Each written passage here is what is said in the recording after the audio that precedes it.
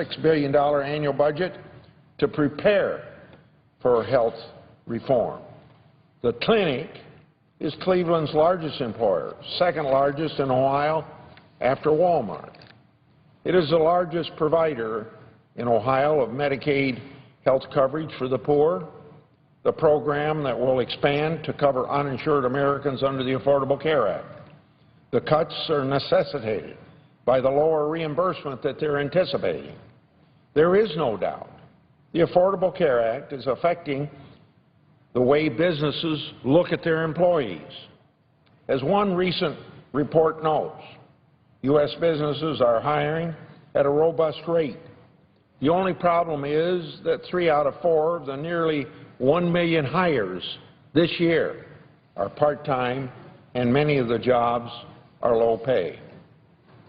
Faltering economic growth at home and abroad and concern that the Affordable Care Act will drive up business costs are behind the wariness about taking on full-time staff. Executives at staffing and payroll firms to say. Employers say part-timers offer them flexibility. If the economy picks up, they can quickly offer full-time work. If orders dry up, they know costs are under control. It also helps them to curb costs that they might face under the Affordable Care Act. And it's not just employers. Let's look at the way major unions view the Affordable Care Act. Let me quote from a letter that I think other senators have quoted from, the head of the Teamsters Food and Commercial Workers in Unite Here. This letter was addressed to Representative Pelosi and Senator Reid. Quote, when you and the President sought our support for the Affordable Care Act, you pledged that if we liked the health plans we have now, we could keep them. Sadly, that promise is under threat.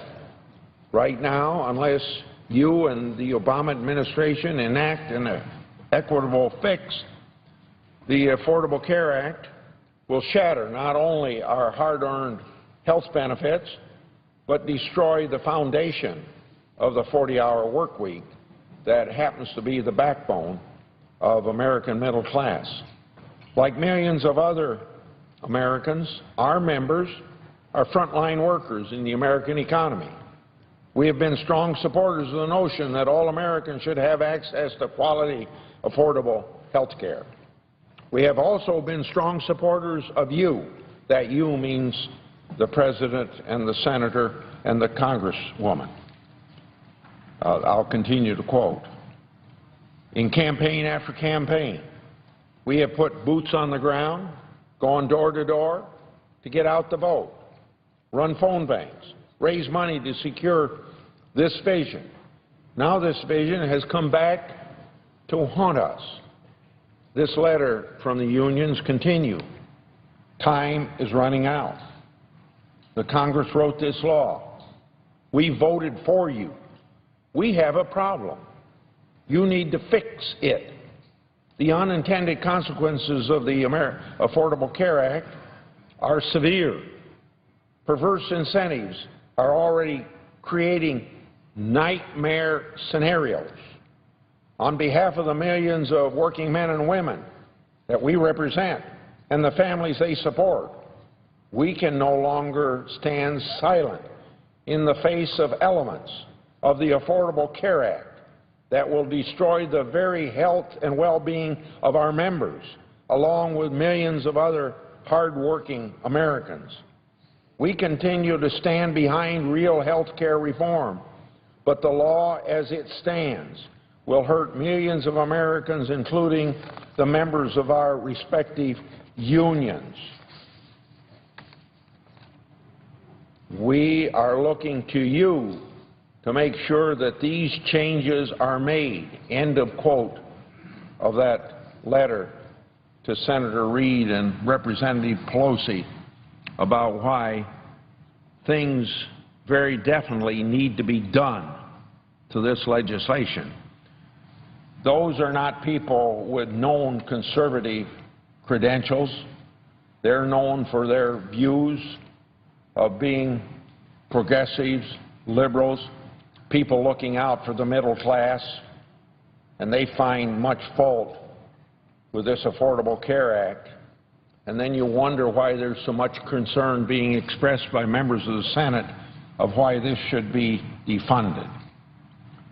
So, all of this adds up to what is being said by the people and who supported the passage of that Health Care Reform Act. So that's constituents, employers, and even unions.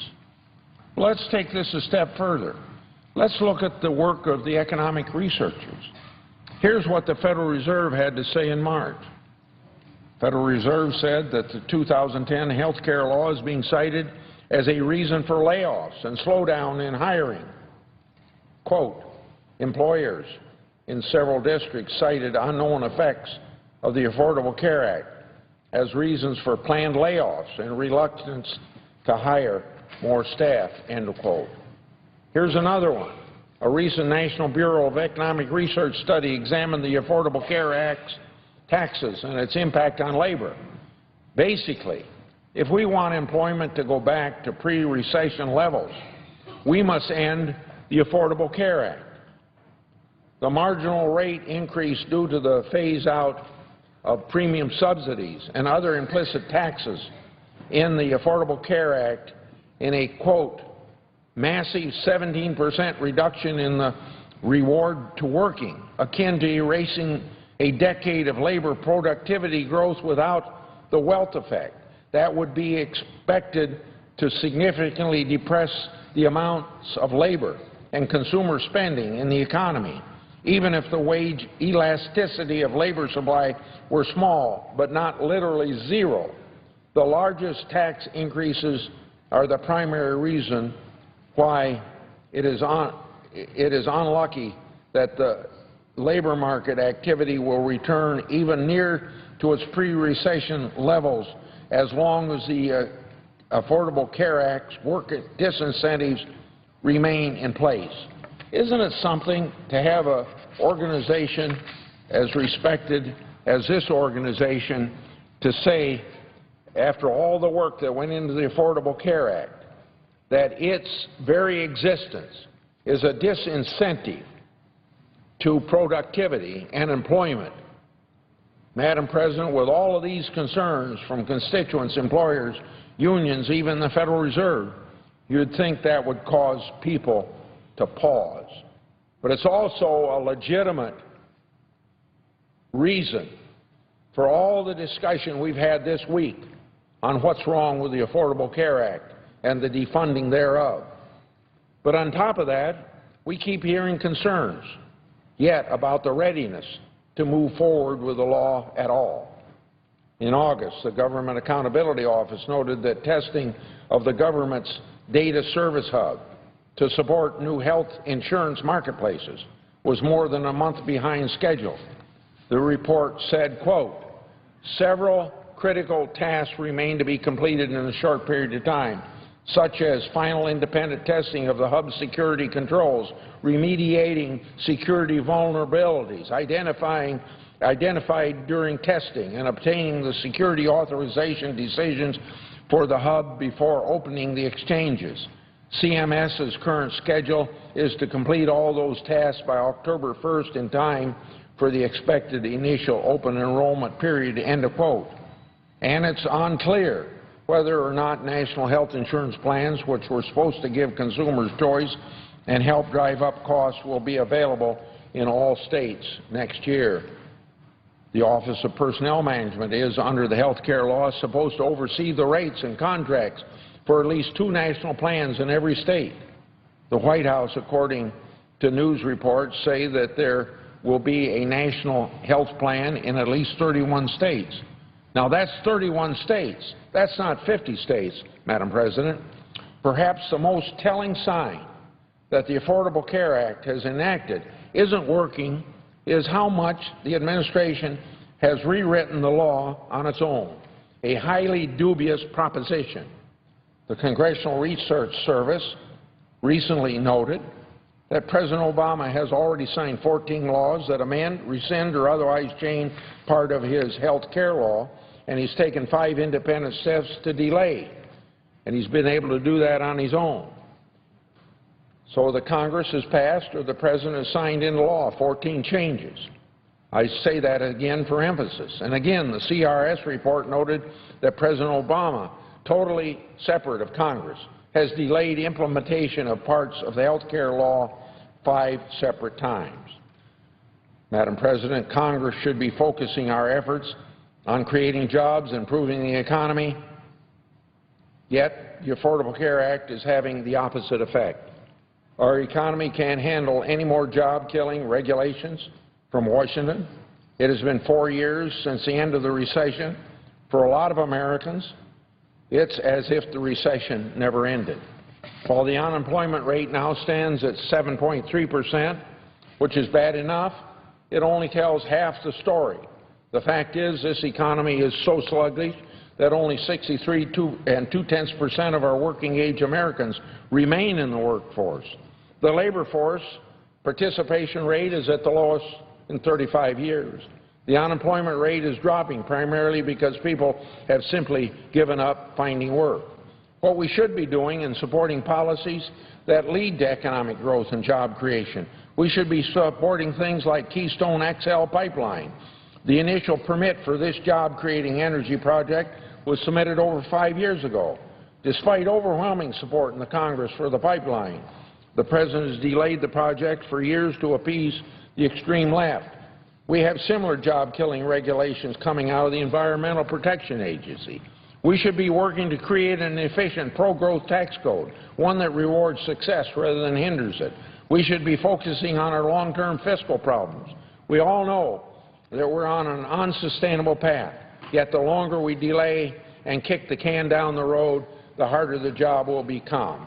All of the tax, health care, and fiscal uncertainty is acting like a headwind against our economy.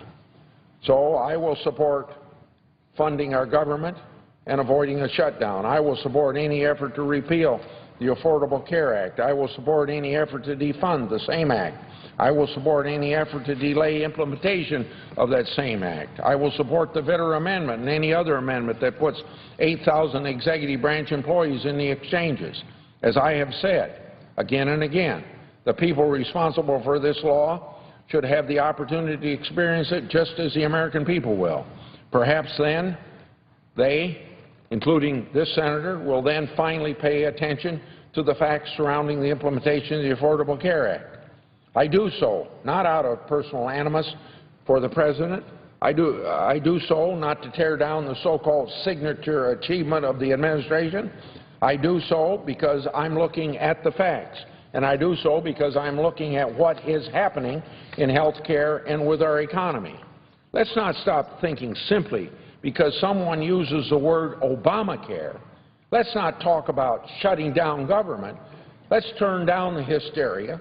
Look at what is really happening with the health care and its impact upon the economy.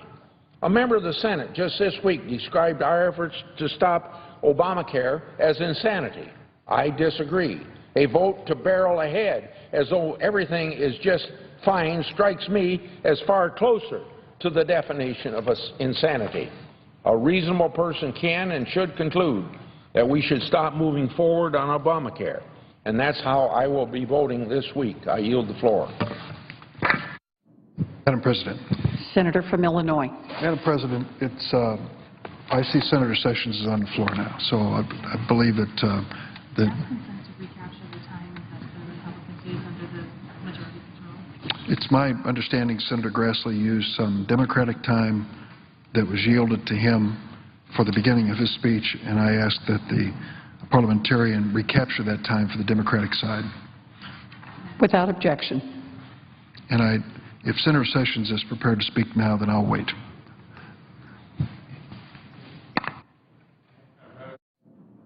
Senator from Alabama. I thank Senator Durbin and appreciate his leadership and courtesy. I want to speak for a few moments about the impact of the President's health care law, the Affordable Care Act. Although the law hasn't been fully implemented yet, this massive overhaul, federal takeover really, of the health care system is already proving to be anything but affordable. I'm speaking from the research we've done as my team on the Budget Committee, where I'm the ranking member of the Budget Committee, and we want to know what the real cost would be and how it will play out in the end. And so what I'll share with you now are some very important facts that all of us need to know. The President has repeatedly said that we have a health spending problem. But what he hasn't said is that this law will make that problem worse.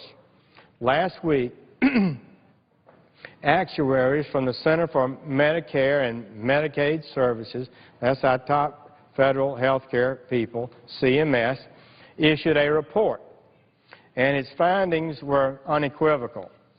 This law will lead to higher health care costs. By 2022, the law is projected to increase cumulative health spending by $621 billion. That's the report of CMS, who basically works for the President of the United States. Next year, growth in the private health insurance premiums and the increases in our own private insurance premiums is expected to accelerate to 6% from 3.2% this year, 2013. So the increase in premiums they project, CMS does, will go up from 3.2 to 6%. The Congressional Budget Office, CBO, also works for us in the majority of the Congress, also released its annual long-term budget outlook last week. It concluded, 1, federal health care spending will, quote, grow considerably in 2014 because of changes made by the Affordable Care Act, close quote. The health care law, they say, is by far the single biggest factor in driving down the growth in federal, health care spending over the next decade, accounting for 53% of projected growth. So they found, our own government agencies are finding, which is plain that most Americans knew it despite promises to the contrary repeatedly made when the bill passed on Christmas Eve, rammed through this Senate. Now, you couldn't do this bill without increased cost, and it's plain that government agencies are making that statement today. Not my opinion, it's what our own agencies say. Democrats have repeatedly complained that the law would bend the cost curve. The President said it would slow the growth of health care costs for our families, our businesses, and our government. That's what he promised. It would slow the growth in cost for families, businesses, and government. Close quote. Democrats, pushing the law against the wishes of the American people in 2009, claimed that the law would not add to our deficit and would improve our federal balance sheet, our budget situation. The President promised he would not sign a plan that, quote, adds one dime to our deficits now or any time in the future, period, close quote. That's an unequivocal promise. It sort of reminds me of the promise of read my lips, no more taxes. Surely a colossal misrepresentation of the debt impact of a gargantuan government takeover of health care is a serious matter. The nonpartisan actuaries at the Center for Medicare Services, CMS, project that the law will increase health care spending as a share of our total economy. In other words, the law bends the cost curve in the wrong direction. It bends it all right, but the wrong direction. So we need to understand how the Democrats were able to assert that their plan was financially sound, which they insisted on repeatedly as we went through weeks of debate on this matter. Well, this is how. This is very important, colleagues. Senators do not understand this fully. Congressmen do not understand this, and I don't think the American people fully understand it. The Democrat claim about the fiscal impact of the health care law, those claims were based on a monumental accounting maneuver and some multiple other gimmicks. Before the law passed, the Congressional Budget Office warned that the law would, quote, maintain and put into effect a number of policies that might be difficult to sustain over a long period of time, close quote. That's careful language from our accountants at the Congressional Budget Office, and I'm sure they were pressured not to say that. At that time, both houses of Congress were controlled by the Democratic colleagues. There were 60 votes in the Senate. They said and warned us that the law would maintain and put into effect a number of policies that might be difficult to sustain over a long period of time, close quote. Boy, is that true. CBO and the CMS actuary also highlighted that hundreds of billions of dollars in Medicare savings were double counted. Now, we need to understand this. This is a key point that we need to understand. I made an inquiry to them. I made an inquiry to them late in December. I got the letter from them the night before the Christmas Eve vote to pass Obamacare, December 23rd. And I wanted and insisted that we get clear answer on the question involving approximately $500 billion, which I contended were really double counted. They were claiming they were going to use this money to strengthen Medicare, and they were claiming the money was available to fund Obamacare. Can you do both with the same money? If we're confused about that issue, if we can't understand that issue, now we can begin to understand why this country is in such disastrous financial shape. All right, so this is what they responded the night of December 23rd. Quote, the key point is that savings to the HI Trust Fund, that's Medicare, under PPACA, that's the Affordable Care Act, would be received by the government only once, so that they cannot be set aside for future Medicare spending and at the same time pay for the current spending on other parts of the legislation or other programs. How simple is that? They go on to describe the full amount of HI Trust Fund savings as both improving the government's ability to pay future Medicare benefits and financing new spending outside of Medicare would essentially double count a large share of those savings and thus overstate the improvements in the government's fiscal position, close quote. Right before the vote, they said, in effect, you're double counting this money, and you can't use the money simultaneously to do benefit Medicare, which is where the money really is, and also use the money to fund Obamacare or a new health care plan or any other policies. This is so basic. So the next spring, in March of 2010, CBO estimated that without this double counting, the health care law increases the deficit over the first 10 years and the subsequent decade. Under the conventions of accounting, as CBO says, it would appear that you could have this health care plan at least for 10 years, and it would appear that it increases a surplus for you. But that's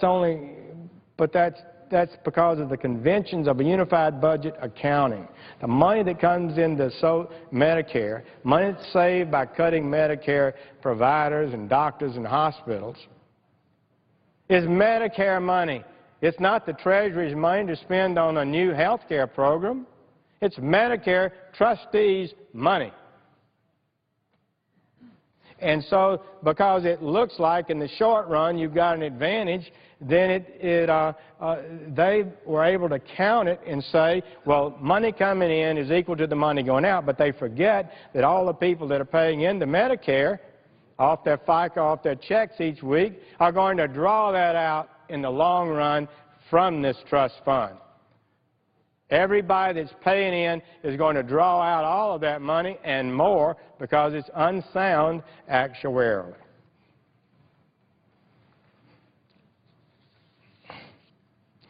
So, if you want to see other gimmicks, look at the Class Act program, which they counted on to produce $70 billion in more revenue over 10 years than cost, because it was money coming from our younger people who wouldn't be using so much health care.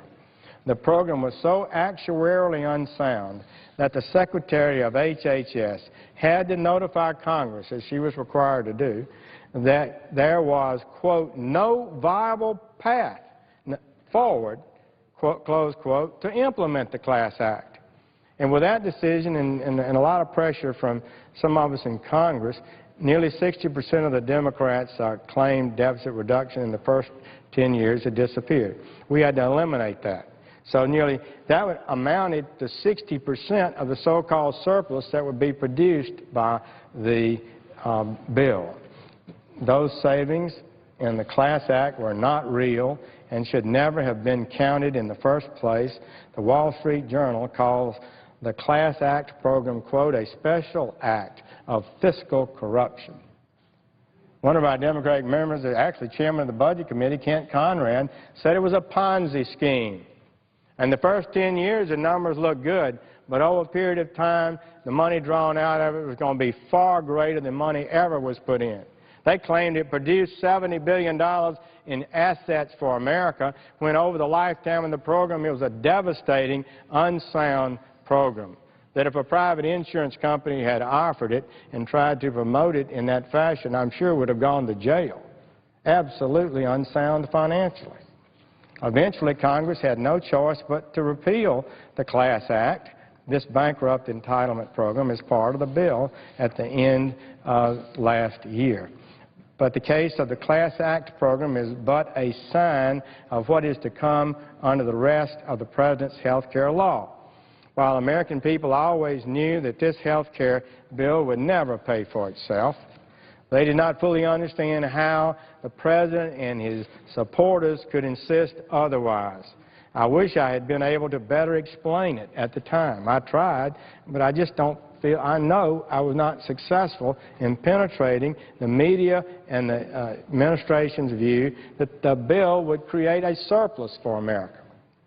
Maybe we could have stopped the legislation from being rammed through Congress if we'd been more effective on that point. But the facts are crystal clear now. A report issued by the Government Accountability Office, that's our independent GAO, in February of this year,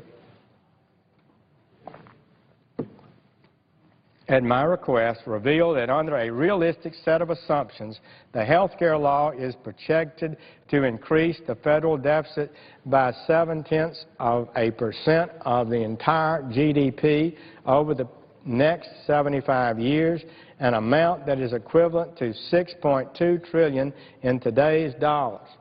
That he would add $6.2 trillion in unfunded liabilities to the United States of America over the lifetime of the program, over the next 75 years. And this estimate excludes debt service or interest on the debt caused by the shortfall. This is an enormous sum, $6.2 trillion. Let's put it into context. We all know that Social Security is financially unsound. We know, and we're in a desperate effort now to figure out ways to find the money to make Social Security sound so people, retirees, can know they're going to get their benefits.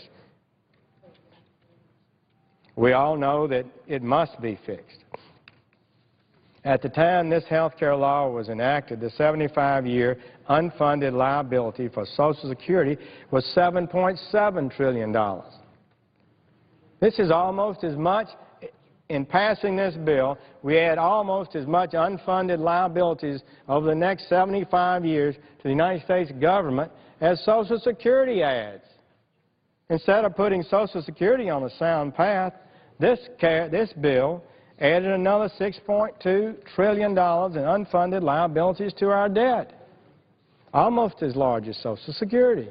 It's a monumental problem we've created for ourselves. We've dug the hole deeper financially. The worst thing we could be doing. The first thing you should do is stop digging.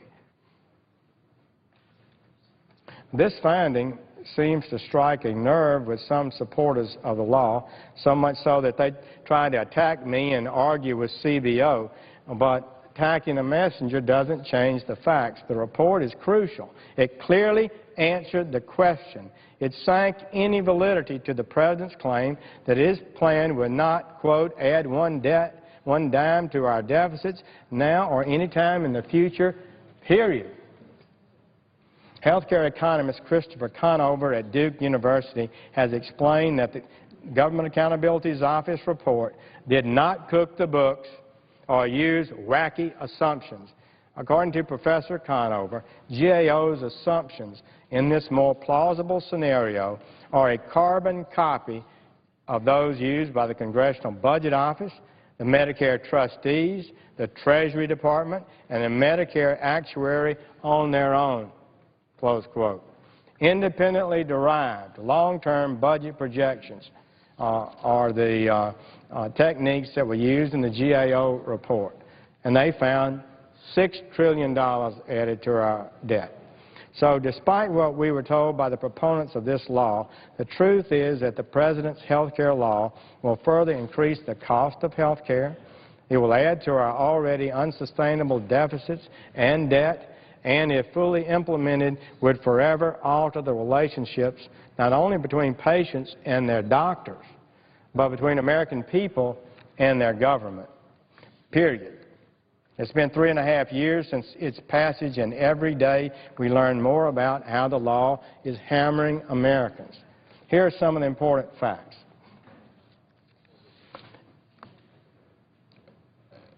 Jobs. Part-time is the new normal. 77% of the jobs that have been created over the last year have been part-time. Affected by Obamacare is 313. This list includes the University of Alabama, which announced that it was capping the number of hours students would work for the university because of Obamacare. Remember, I just indicated 77% of the jobs created this year, since January, and it hasn't been that large a number, are part-time jobs, and every economist tells us without any doubt that the President's health care bill, law, is driving those decisions by businesses. It's unprecedented. We've never seen this kind of increase. The President of the United States United Food and Commercial Workers Union, Joseph Hansen, an original supporter of the law, recently said that Obamacare would have, quote, tremendous impact as workers have hours reduced and their incomes reduced, close quote. Obama penalizes hard work.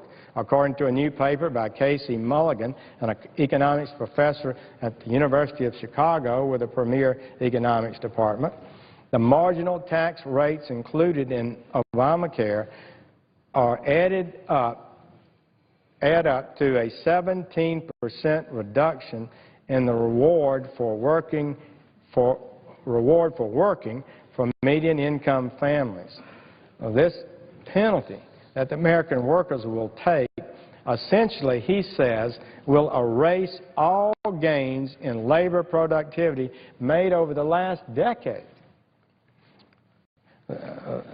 This health care law has led to the loss of health insurance coverage. On Wednesday, the Wall Street Journal reported that the largest security guard provider in the United States, Securitas, had stopped offering health insurance because of Obamacare. We hear that over and over again. The report is in addition to other major companies that employ millions of Americans. These companies include Darden Restaurants, owner of the Olive Garden and Red Lobster, Home Depot, and Trader Joe's. Small businesses and their workers will be penalized. Our Democratic colleagues have claimed that most firms are not subject to this Obamacare tax penalties, especially most of the firms, because they have less than 50 workers and are therefore not subject to employer mandate penalty. But it's not an accurate statement. Obamacare includes a non-deductible fee on insurance providers that CBO has warned will get passed back to small business owners who pay for the health insurance for their employees. It's another tax on companies who provide health care to the employees. I recently received a letter from a small business owner in Wetumpka, Alabama, Lisa Williams of Lee's Auto Repair, to let me know she's already being subjected to this tax, though her business has only 11 employees. She wrote to warn me that if the fee continues, she will be forced to reevaluate the offer of insurance to her small number of people at her repair company. Costs are increasing, premiums are rising, and millions of Americans will lose coverage that they have today. Workers are having their hours and their paychecks reduced. Its countless regulations are stifling job creation and adding uncertainty to the already fragile economy. The state director of NFIB, our small business group in Alabama, says that Washington is doing a lousy job of keeping small businesses informed about the law, and that it will do real damage to them. So where will it end? When will we save ordinary Americans and the American economy from this oncoming train wreck? The administration has taken 5 steps already to delay the implementation of important parts of this law, pertaining particularly to powerful interest groups who are pushing for delays and changes and relief. Many of them are getting it, but not John Q. Citizen. Big businesses unilaterally have been given a break from the law for at least 1 year. It's considering a carve-out for big labor. Well, we need to be considering the overall impact of the law on our economy, on jobs, on the length of hours that Americans are working. We need to consider that. The President's health care law will worsen, not improve our fiscal outlook. That's clear. It's hurting our economy right now. It's clear. It's harming millions of Americans right now. And it's growing the size and scope of government in huge leap forward. Congress must permanently repeal this unworkable law and start over with health care reform that will actually reduce costs and not hurt everyday Americans in a way that is in the classical American tradition of responsibility and limited government. Madam President, I wish that the effort through this budget and continuing resolution process that we could have forced a real debate on this health care bill. It is absolutely clear that the leadership in this Senate is stonewalling and refusing to even acknowledge these problems, will not allow amendments, legislation to be brought up and voted on that would fix this legislation and make it better and help the American economy. And so this has been an effort Senator Cruz and others, and I think everybody on our side is committed to engage in and to force, because it will not be, it looks like, accepted voluntarily. There's no consensus that we should even talk about it. Indeed, it's the position of the majority that we will not allow a full and open debate about the way to fix this legislation. And so the American people, I hope they will continue to relay their views to the members of this body, and that as time goes by, we're going to confront this legislation. We're going to be able to force the ability of the American people to have their voices heard in this body. I thank the chair and will yield the floor.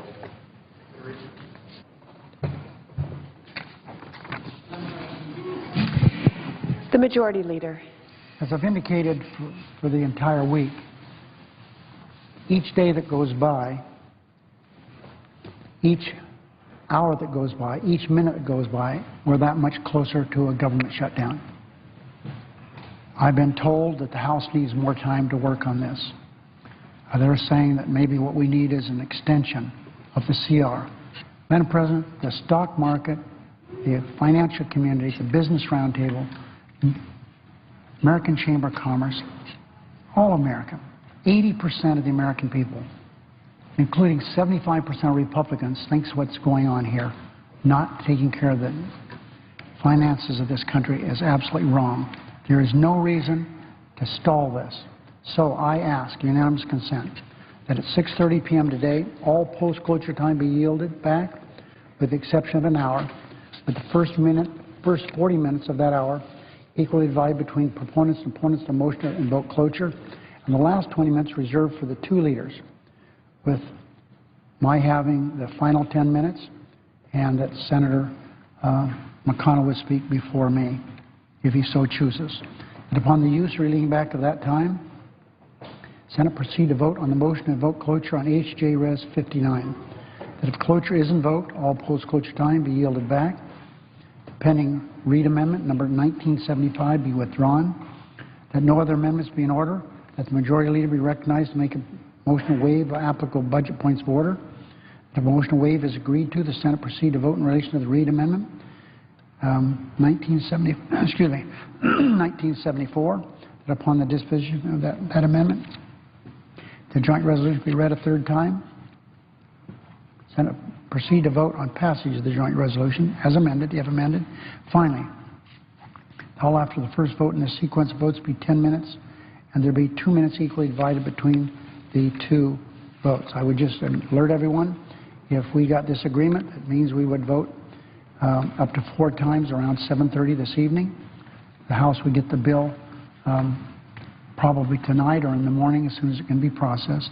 Cloture, there would be a vote on cloture on J.Res 59. Motion to waive budget points of order. There would be amendment on the Mikulski-Reid Amendment number 1974 and passage of J.Res 59 as amended if amended. That's my request. Madam President? Is there objection? Madam President? Senator from Utah. Reserving the right to object. If we were to vote tomorrow, if we were to have these votes tomorrow, that would represent the product of waiving 2 separate 30-hour periods, one in connection with the motion to proceed, another in connection with the cloture on the vote, cloture on the bill vote. The American people are paying attention to this. The American people are watching this. A lot of them have expected this might occur Friday or Saturday.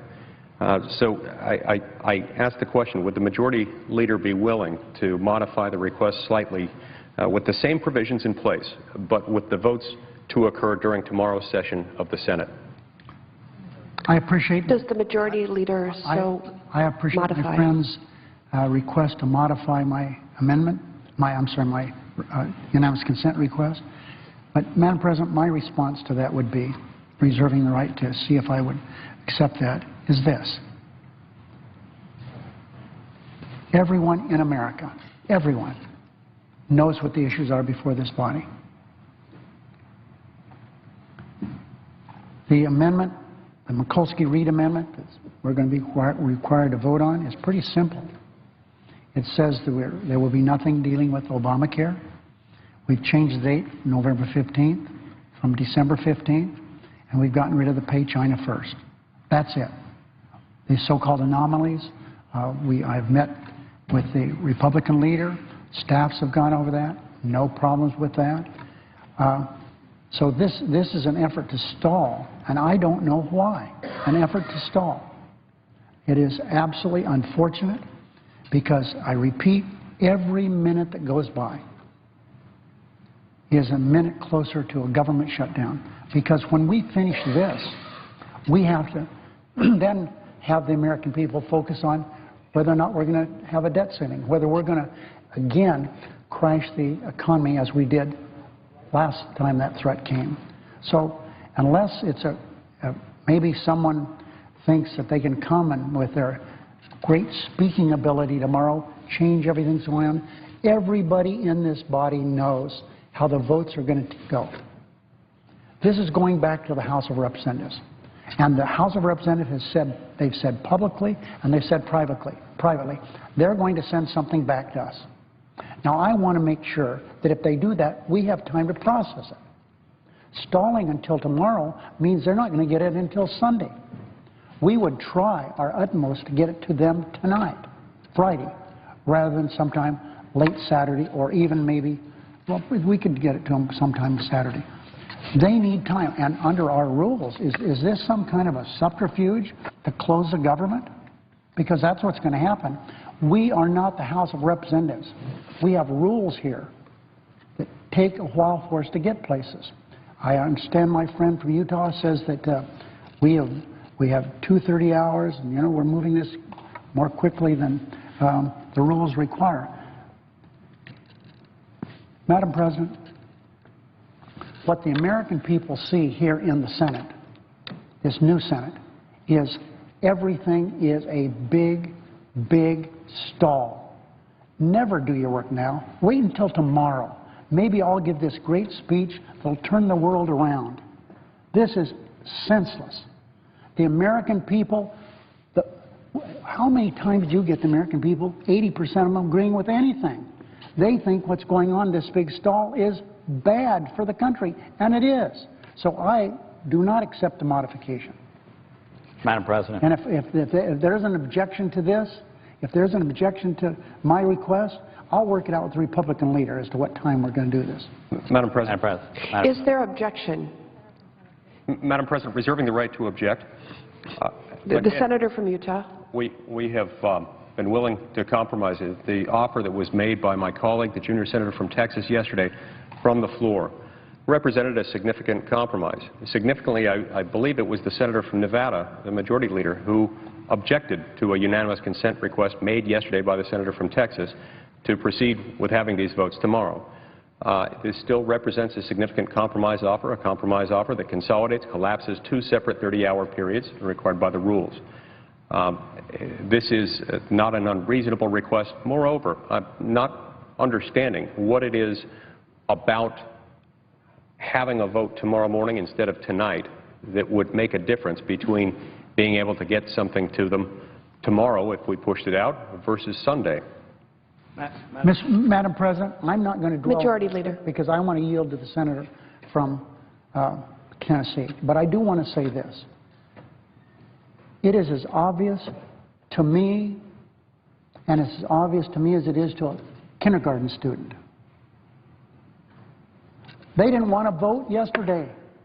The big speeches we heard about how if you voted for cloture, you would vote to extend Obamacare, they turned around and voted for it. This is a big, big charade that is not getting them where they need to go.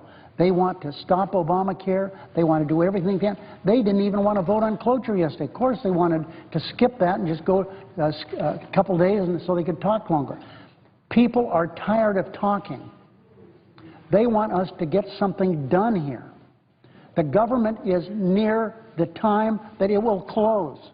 As I said here this morning, a woman who works for the United States Park Service came to an event I had here. She lives in Boulder City, Nevada. She and everybody that works there afraid they're going to lose their jobs. They know what happened last time. They were laid off and for 29 days and didn't get paid for it. So I yield to my friend from Tennessee. Madam President, I wonder if it would be Senator from Tennessee. It would be appropriate if I were to ask the senator from Utah a question, if he would take the question. Without objection. This has been a rather confusing week, I know. I don't think ever in the history of the Senate have we had a 21-hour filibuster and then the persons carrying out the filibuster voted for the issue they were filibustering. I don't think that's happened in the history of our country, and I just want to make sure I understand. I was just over at the House and talked to members of leadership there, and they would like to get the piece of legislation from the Senate over there as quickly as possible so they could respond. Now, I think all of us on this side would like to see some changes to the CR, changes that we believe to be good policy. And over on the House side, we have a majority of Republicans, and I know that they would like to send back to us some changes that I think many of us would support. Now, in talking earlier with the senator from Texas, it's my understanding that the reason you don't want to send a bill over to the House who could possibly put in place some very good policies for us here is that you want the American people and the outside groups that you've been in contact with to be able to watch us tomorrow.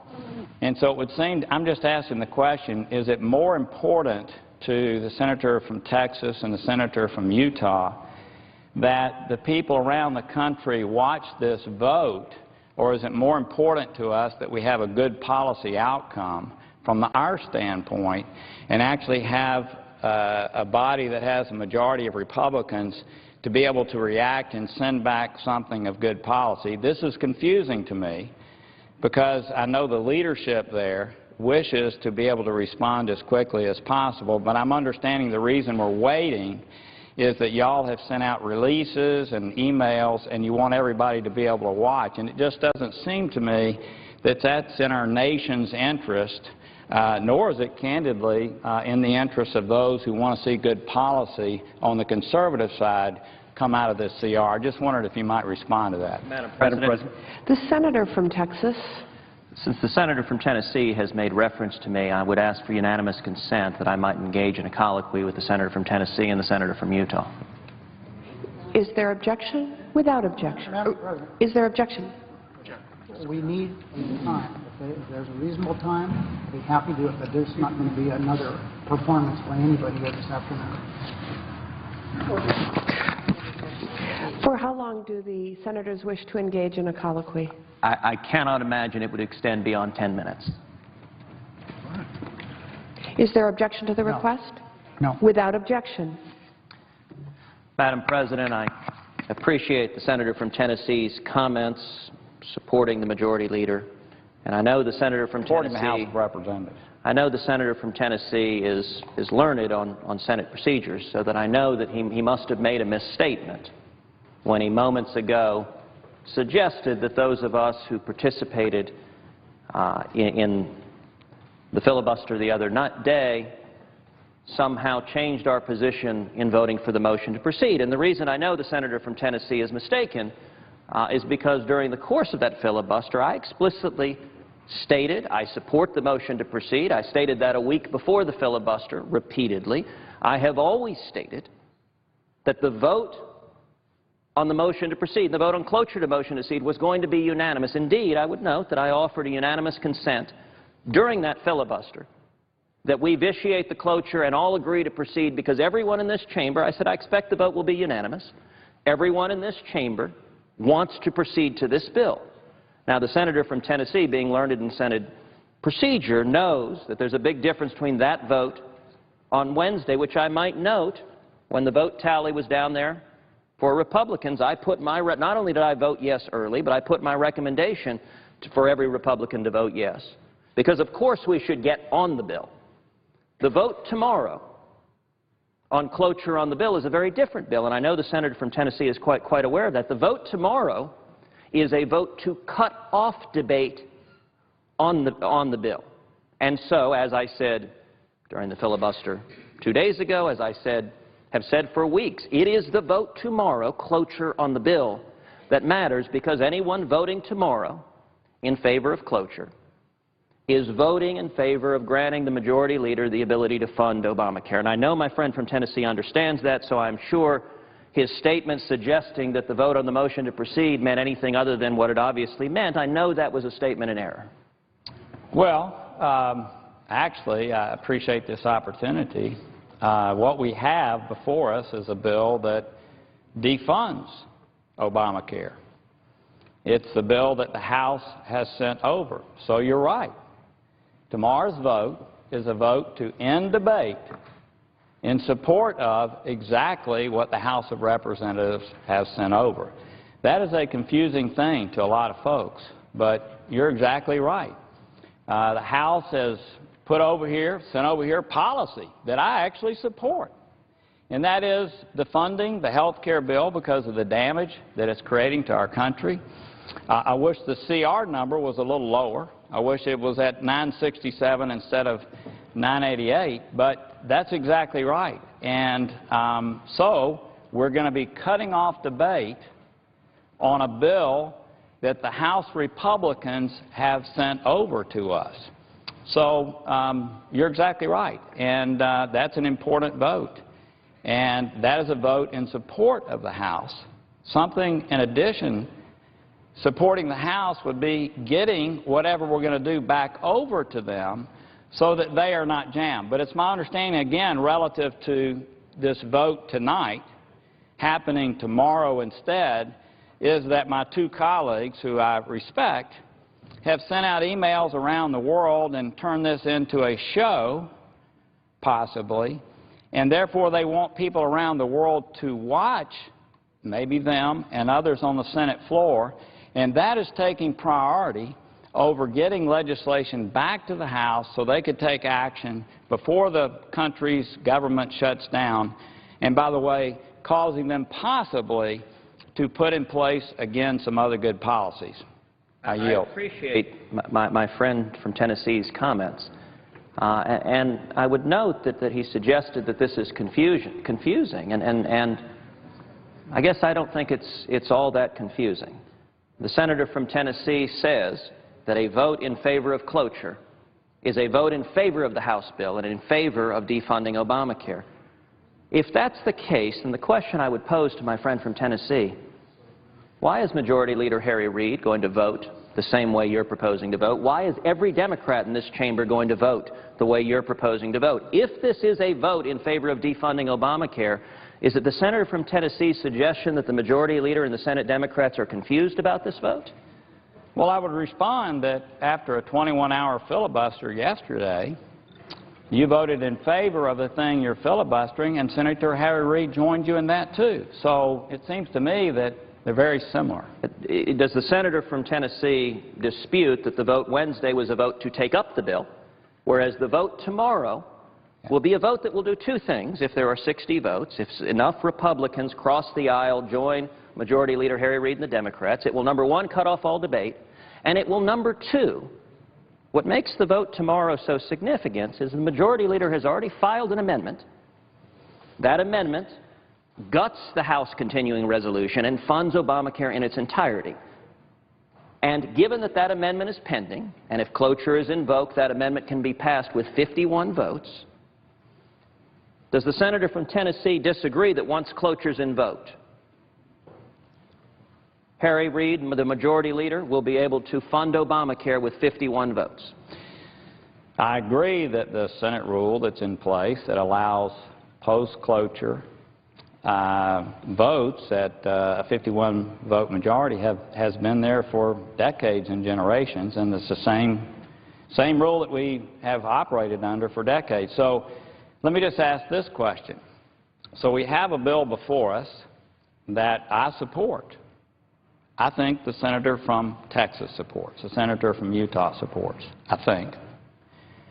So my question is, we have a bill that we support. The rules of the Senate have been here for decades, for generations, and for centuries in many cases.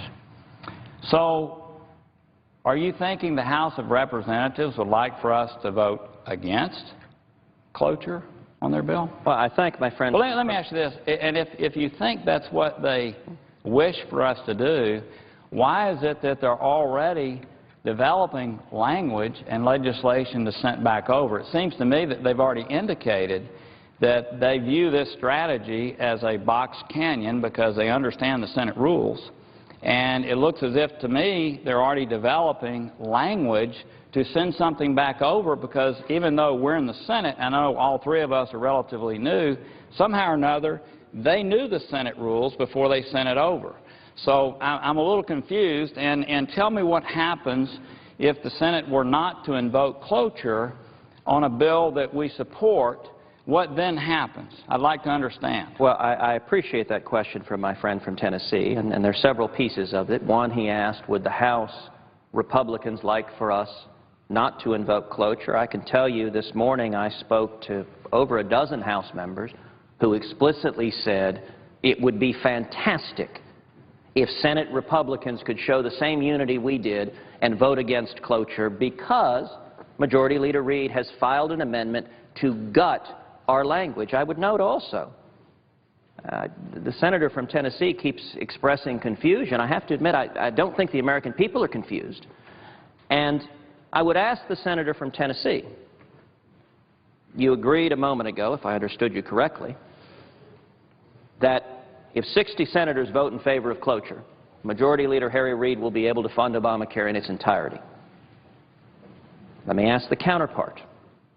If 41 Republicans stood together and voted against cloture because we said we do not support the amendment that Majority Leader Reid has filed to fund Obamacare, when we told our constituents we oppose Obamacare, we meant it. Yeah. So we are not going to be complicit in giving Harry Reid the ability to fund Obamacare. Would Majority Leader Harry Reid be able to proceed and fund Obamacare if 41 Republicans stood together against cloture?